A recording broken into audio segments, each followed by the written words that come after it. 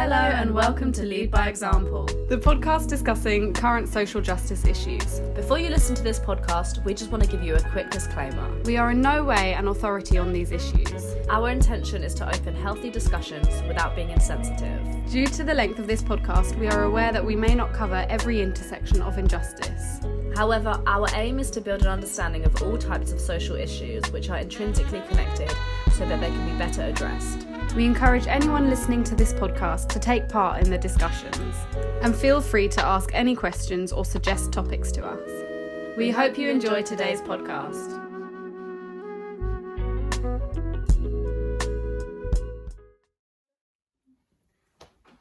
Welcome back. Hello. Hello. As part of our, series on the environment, we wanted to focus a little bit on fast fashion because that's something that we put out on our Instagrams and a lot of people wanted to know a bit more about. It's definitely something that is quite undercover. It's come out a little bit more, some information about it recently, and I think it's just something important to be aware of.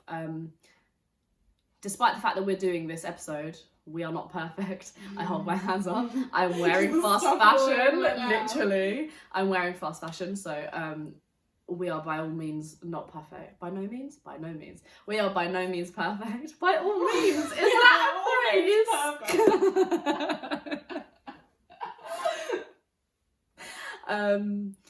But we are works in progress. We're trying our best, so hopefully we can throw some facts out at you and talk about it a little bit and see where it goes. It's something that's like a relatively new topic to us as well. So it's something that we've like enjoyed like learning about, and then it's definitely kind of changed our like frame of mind about fashion, and so it's something we're now starting to like want to speak up about more. So yeah, True. it's not going to be a long one just because we don't have, loads and loads of information, because obviously we're still learning ourselves, but we just wanted to like share the things that we learnt about it so that, knowledge is power, everyone can learn more. I'm just rambling. Knowledge is power. So fast fashion is basically the side of the fashion industry which shortens the production line as much as possible from runway to high street stores. So they cut down costs on production, on wages of their workers, on distribution, and on sourcing materials, so that they can churn out fashion as quickly as it kind of comes out on the runways and it gets popular.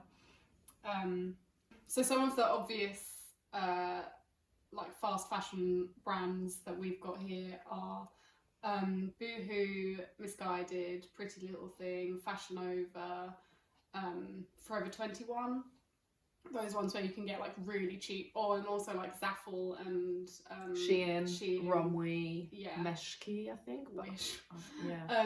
Yeah. Those ones which are almost like suspiciously cheap and kind of put up pictures, and then you get the item and you're like, this isn't quite what it was. Femlux as well, there's a brand called Femlux. They do stuff. And they're very a lot of them kind of put up photos of celebrities and then like have the Miss Pap. Sorry, I'm remembering the brand ones. Yeah. Kind of copying celebrities' looks and stuff. But what a lot of people, like myself included, don't realise is that it also includes high street brands like Topshop, H&M, Zara, River Island, New Look, River Island, Gap. I had a whole list of things. Oh, Primark, obviously, yeah. Uniqlo, Gap, Primark, Topshop. Okay, I kind of said that anyway, that's fine. So it includes a lot of these high street brands as well that maybe people wouldn't necessarily consider as questionable. Just say H&M? Yeah, I think. H&M. Yes, so is that a good enough introduction? I feel like Yeah, I think so. I think segue into the if you look at fast fashion, not the opposite, but like the fashion that isn't fast fashion would be like designer brands and like long wearing kind of sustainable, I guess, brands as well. Yeah. Although even some designer brands are very... Yeah, we can get into that definitely, Yeah. like the details with that stuff. But I would say like anything that's fast fashion is kind of technically not designer, not like, and also one defining factor is the fact that fast fashion is like churning out so many different looks and products and seasons all the time, whereas designer have spring, summer, autumn, winter, I'm gonna say. So like 2 seasons. Those are the seasons, yes. I just want to say, like, are those the 2 seasons, or do they do like autumn season and winter? They just do 2, right? Spring, summer, and autumn, winter collection. Possibly. But yeah, so then a defining factor would be the fact that fast fashion have like fast fashion. No, like defined seasons. It's like they said, 52 seasons a year. Yeah, they can have. It's almost meant to be bought and then chucked away. Yeah. Whereas lots of designer stuff is made to be durable and last long and worn multiple times. So in 2016, the UK produced like an annual average of 1.2 million tonnes of fashion textile waste. 85% of all textiles go to the dump every year. The fashion industry produces 10% of all the world's global carbon emissions. The fashion industry is the second largest consumer of the world's water supply and pollutes the oceans with microplastics. A big issue with fast fashion now being more recognisable is that fashion brands are starting to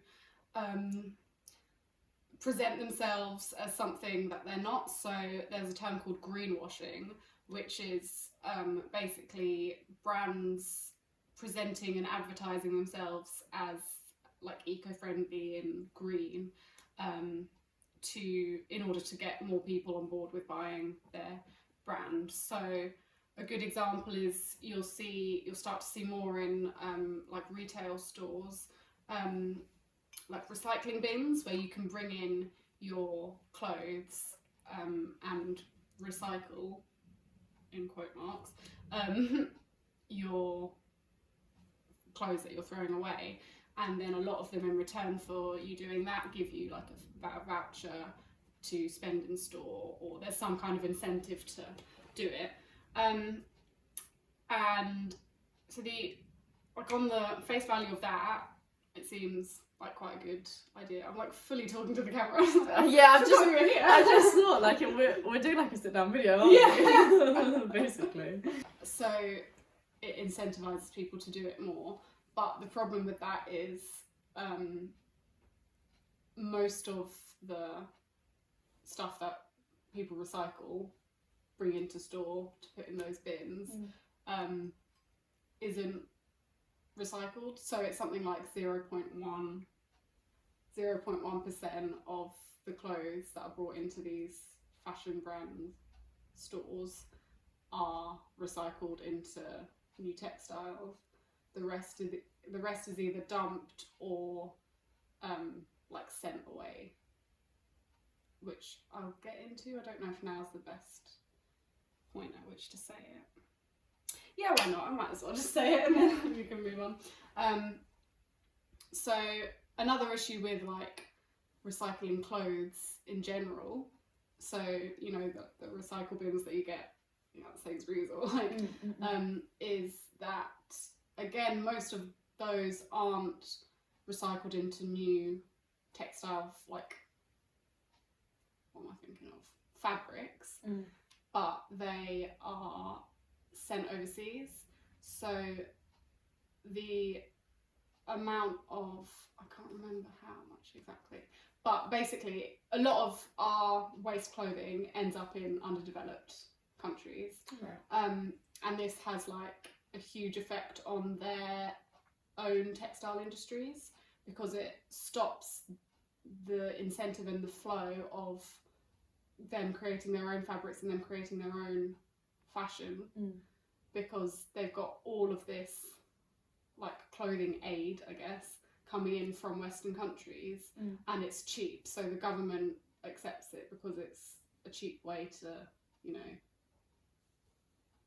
have, I don't know, like to produce these garments and stuff.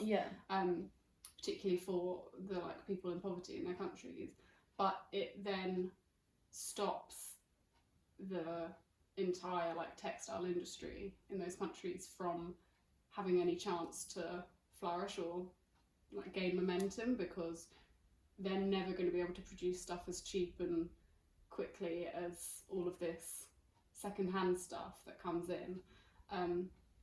So it's something like, I think it was in like South Africa and Zimbabwe and Uganda, like 20% of textile industry jobs have been lost since fashion aid, like since, you know, recycling clothes became such a big thing, because people literally were out of the job. They couldn't afford to continue to make their own clothes because they were competing with clothes that were being given away. So there you go. That's interesting. I had no idea about that. That's really interesting. Yeah, because it's like that disconnect where, like, as soon as you recycle your clothes or you like put it in the clothing bin, you think like, oh, it's going to a good place. Same thing as like putting clothes outside charity shops. You just kind of, it's like that tick a box thing for you. It's like, I've put that there now and like I've done my part.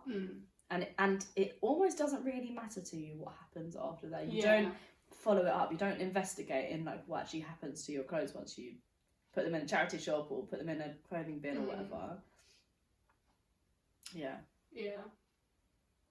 And like I used to work in very briefly worked in a charity shop in Portsmouth, and even that like opened my eyes so much to the amount of stuff that you get donated compared to the amount of stuff that actually makes it onto the shop floor. Because I would literally be like working in the back and they would get me to like steam clothes and stuff, and they were like, there was a whole list of things that would mean I had to chuck it out. One of them being, if I wouldn't wear it myself, chuck it out. And so it was like, if they have any like slight holes or puckering in them, if it's any kind of undergarment, they couldn't sell it.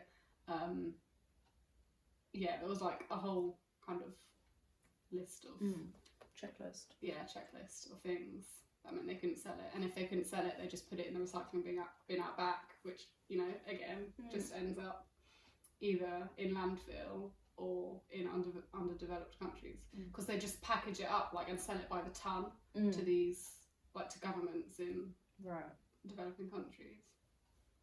Like, we just need to do better at not consuming so much as well. Like, and I know that is obviously speaking from me, like sitting here with a full cupboard and giving away clothes all the time, but I'm really trying now to like start. Maybe we should put this at the end, but we need to like stop, just be more minimalist, like with everything, but especially with clothes, because we just constantly like, I hate hoarding. Like, I hate the idea that I've got all of this stuff, and yet whenever I see something new, I'm just like, it's like new and sparkly and shiny and I want it. And if I see someone in something I like, I'm like, I want that. But like, in all honesty, you know what's weird actually, being in lockdown has made me like rethink it and been like, I can actually live my life in like 2 outfits realistically. Obviously it's an image thing, so it's like, if I go out, I want people to not think, oh my god, she's only got like 2 outfits, like pathetic. And I wonder if that comes back down to like class and like, if you have the money for, because it is like kind of a show of money, isn't it? Like, and particularly in America where schools don't have uniforms, it must be such a big thing that kind of divides. Well, don't you remember the kids from the poor? Yeah, 100%. Don't you remember like when we used to have non-school uniform days, and it was like I was okay because I just didn't really give a about like what I was going to ask, like, shut up, everyone. Stop asking me about it. For weeks, though, like, people will be talking like, oh, do you know, what are you going to wear, what are you going to wear? Yeah. I was like, I don't know. Like, okay, partly it was because I didn't have any clothes that I liked. So a part of it was, like, a farce where I was like, I don't care because I don't even like clothes. When secretly, if I had nice clothes that I liked, most of my clothes were hand-me-downs from my sister. Yeah. But most of my clothes are hand-me-downs from you. Yeah! They still are. We're perfect examples with this. But there's just this like massive like culture of like what you wear reflects your status.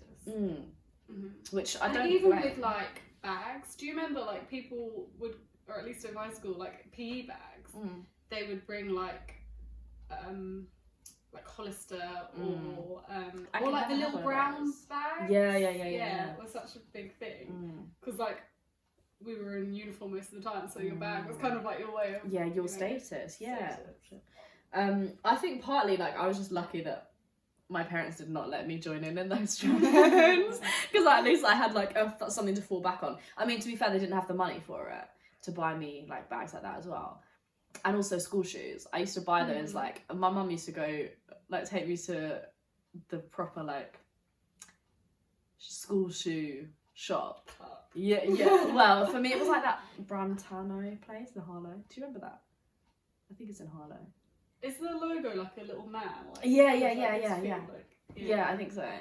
And it's like really big, like a warehousey almost. We had like hush puppies. Yeah. And so like we would go to this specific section and we always went to the same place. And I would just get so annoyed because I was just like, I want like nice school shoes. Like, and I always, yes. Oh my God, with the little bow on the front. Yeah. So my parents would always make me have those like chunky, like proper Velcro strap. Yeah. Oh my God, strap on. All right, Lily.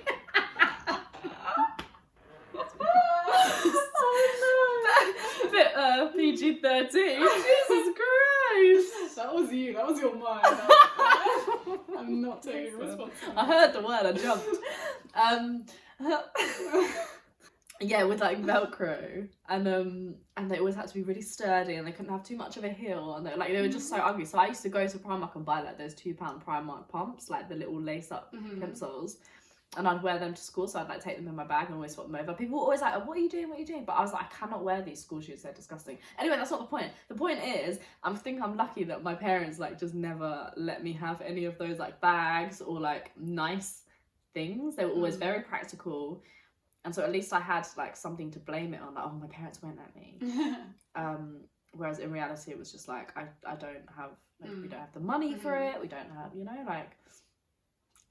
it is really sad that like you're in school, so like how is image even creeping in here? It makes me wonder like what everyone else's parents were like as well. Like, did they focus on image that much? Like maybe it was something that had been passed down from their parents. That's mad. So again, like one of the big issues which we kind of is the like disposable of fast fashion and how it's almost meant to be disposable because it's not very long lasting. They're very aware of the fact that people only wear their clothes like once or twice and then chuck it out.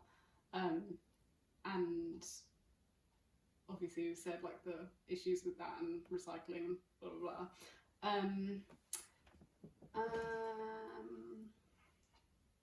Can't remember.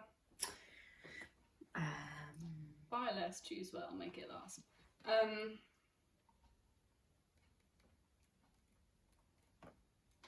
Oh right, yeah. So,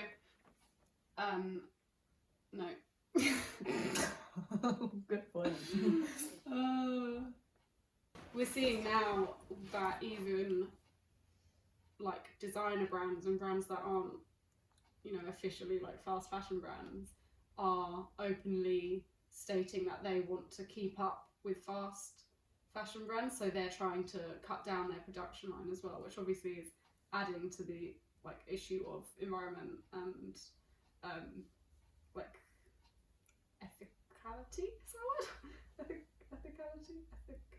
Ethics. Because the shorter the production line is,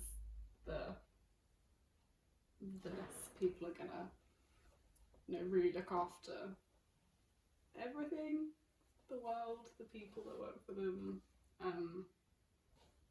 Yeah, so like how I mentioned about seasons, and typically designers have like spring, summer, and autumn, winter seasons.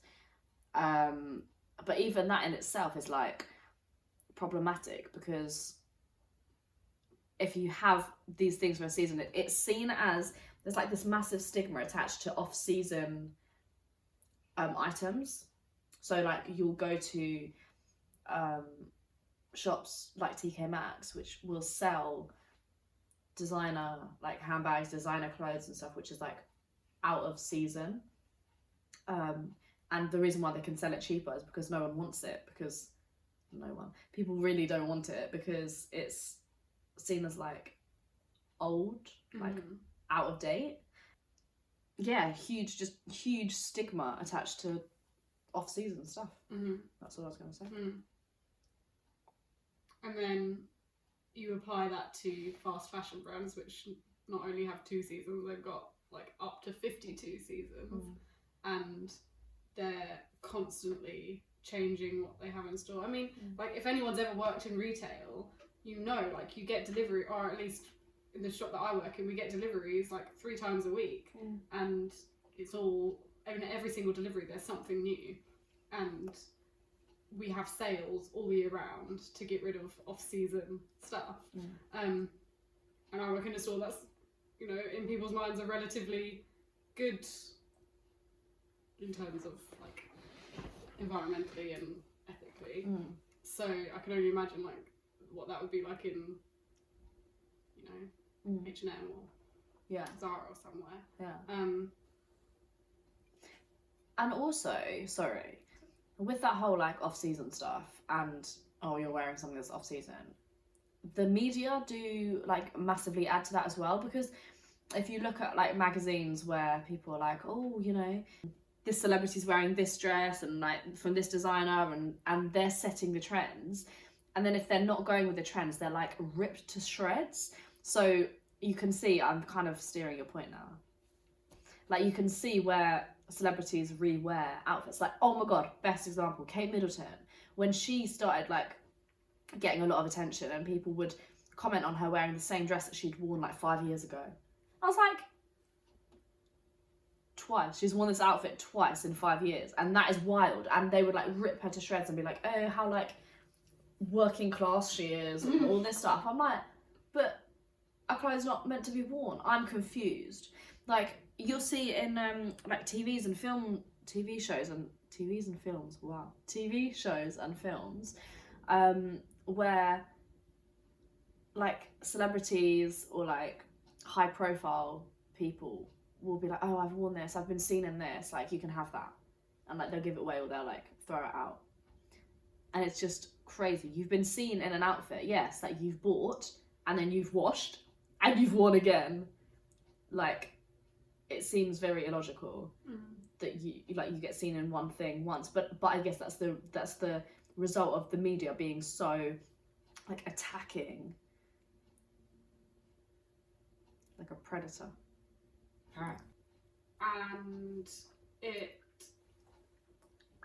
again kind of plays into this whole, I guess the message that I would want to encourage and that I want to do myself and that I would want to see other people doing more is not to necessarily like recycle more clothes or like get rid of all your clothes and only have like a couple of outfits, but to make the clothes that you do have last and to like wear your clothes. Like, it seems dumb, but like wear your clothes. And find your like, what do you call it, your foundation, staple items. Staple. Like that staple you can wardrobe. build up. And staple wardrobe that you can build upon and like mix and match. Accessorize. Yes. So that you're getting the most out of the money that you've spent and the most out of the resources and environment and stuff that have gone into making that item. There was something else I was going to say. So, like in the episode of Patriot Act on fast fashion, they talk about how even wearing your clothes, wearing each item of clothing like a couple more times massively reduces its carbon footprint. Or for 9 more months, it reduces it by 30%. Yeah, so if you wear an item for 9 more months than you would usually wear it, it reduces its carbon footprint by 30%. And in the same way, if you buy used clothes rather than new clothes, just like one item reduces it massively even further. Obviously there's issues with that, but I mean, if it's like a first step, which like for me at the moment it is, then buy clothes from the charity rather than from fast fashion brands. But yeah, we didn't mention how much water it takes to make a cotton t-shirt, but maybe we shouldn't. Maybe we spoke about cotton already, so not cotton. We spoke about water. Say that.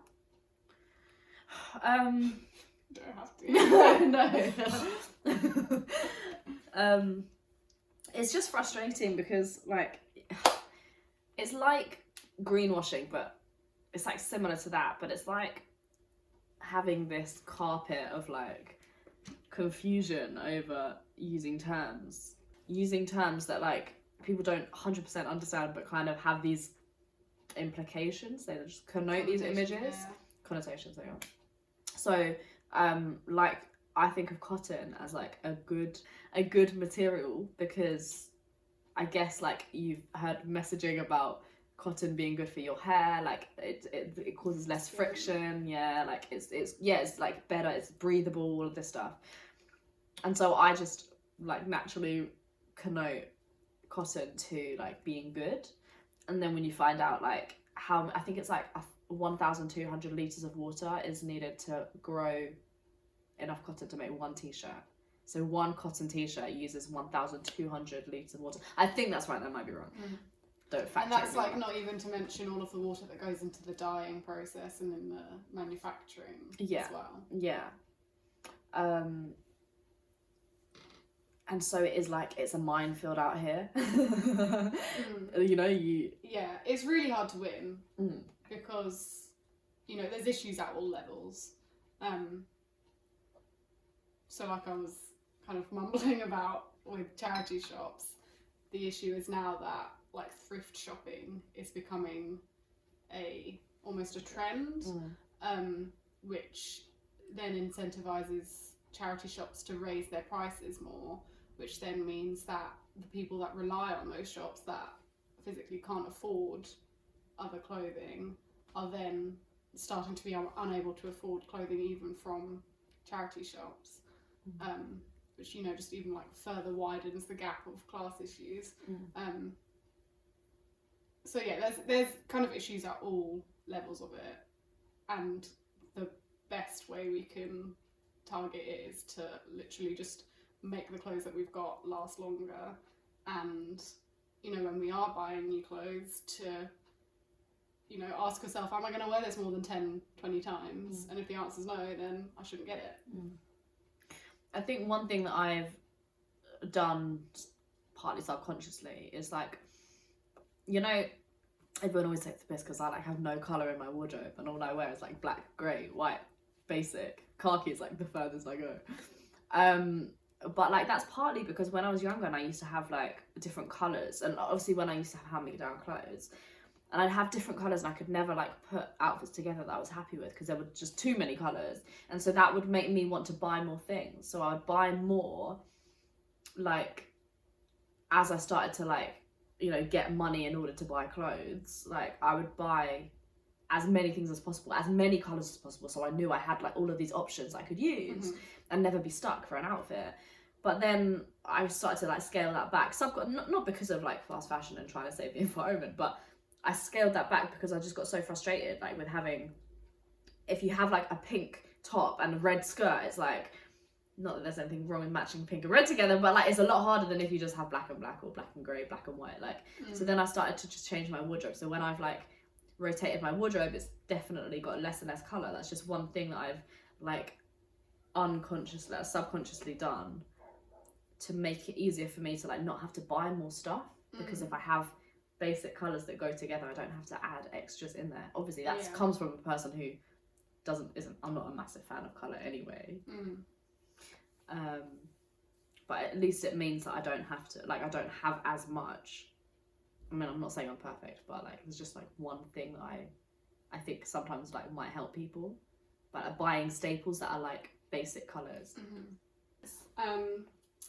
Celebrities and fashion designers hold a lot of, not necessarily responsibility, but they need to be aware of their influence. And it's very easy for me to sit here not being a celebrity and say like, oh, I need to be aware, but it then kind of trickles down. And particularly fashion designers. So the reason that made me think of it is because there's a show on Netflix called Next in Fashion, I think, which is a little bit like Project Runway, in which like it's a competition, fashion designers, you know, try to win money. And there was a designer on that was very kind of like environment aware, and one thing he did like in one of the episodes was they were doing like a denim week, and he was very aware of the like how bad of a fabric denim is in terms of the environment and the amount of resources it uses and stuff. So he went around like picking up everyone's like cut-offs from all of their outfits and made an outfit out of just like scraps of denim, and it was really like really good. And yeah, so the logic of me talking about that is because the runways then, you know, affect the celebrities' choices, and then the celebrities' choices affect fast fashion. So if the people at the top of that kind of production line are speaking about and making people aware of these issues, then it might trickle down more. Maybe. I do think off the back of that, YouTubers and like quote unquote social media influencers have a big influence as well. I mean, their literal job title is influencers. And this is why I stopped watching quite a few like YouTubers and Instagram people. Like I unfollowed quite a few people because they were encouraging this like consumerism in me. I follow one like sneakerhead, like a person who loves trainers, and I kind of had to just unfollow her because she was, every time she would post like a trainer sneaker haul, I would be like, oh my god, I need to buy more trainers, and I have more than enough trainers. But also all I see when I go on YouTube is like Pretty Little Thing hauls, Shein hauls, Boohoo, like everywhere, and hauls. And I mean, one time, like, it did occur to me, like, even before I was like looking into fast fashion, it occurred to me that this one girl, she was just doing haul after haul after haul. I was thinking, where are all these clothes going? Like, do you have the world's largest wardrobe right now because you are doing hauls like every week? But they have like this massive influence over people, even if they don't choose to. Like, if your role as an influencer, you influence people. And I think it would be really nice to see more influencers not doing fast fashion hauls and talking about maybe, in fact, no, I hold my hands up. There are a few YouTubers who I've seen have done how I style my clothes I already have existing, how I do fashion looks with the clothes in my wardrobe. Yeah. There's at least I really like her. There's a girl on YouTube that I think her YouTube is like called Best Dressed or something, and she does like thrift shop hauls, but then she also does like tailoring, and so she like gets an old shirt that was her dad's or something and makes it into a dress, or like, so she does loads of these different alterations. Alterations. Which is just really interesting. I wish I could sew so I could like do some stuff like that. But and also, like, I think obviously we're not going to be able to appeal to like YouTubers and influencers. They're not going to see this, but even like as the people, we have a power in what we demand and what they supply, as always. So if you are watching hauls all the time, they're going to be getting those views and they're going to see that they're like popular. But if you choose not to watch those hauls and you watch their other videos, or you like maybe comment and like leave them a comment and say, you know, have you tried being a little bit more sustainable? Then that's a message that they're going to hear. And they hopefully, like, if they don't, we don't want to force people into doing things, but like hopefully if they don't feel like inspired by that, then maybe they'll feel like the demand is a little bit different and therefore they should change their supply based on that. Mm-hmm. You never know. So yeah, I think we've kind of covered a little bit of what we wanted to say. Obviously, again, it's a huge topic, but it's just kind of part of what we wanted to mention when discussing mainly environmental, but it's to do with ethical issues as well. So I hope you found it interesting, and again we'll put resources in the description box of like articles, things to watch, people to follow that you could get some more information from. But yeah, thanks for watching. See you next time.